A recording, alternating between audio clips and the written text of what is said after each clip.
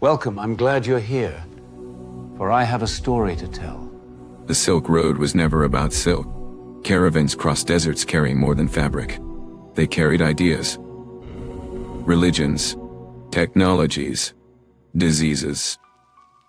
A circuit of exchange that connected Rome to Chang'an and transformed every civilization it touched. China sat at the eastern terminus, the producer of goods everyone wanted.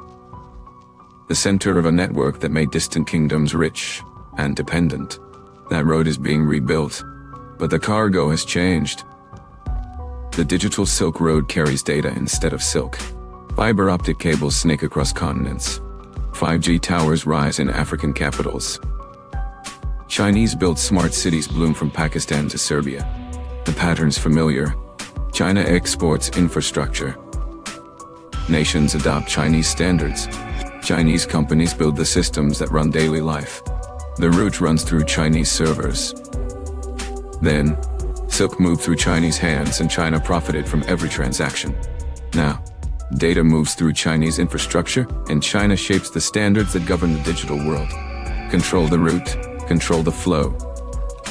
Control the flow, control the future. The old Silk Road made China indispensable to ancient trade. The new one aims to make China indispensable to the modern internet. Who controls the route, controls the world. Has the road simply changed its cargo? Follow for the next pill.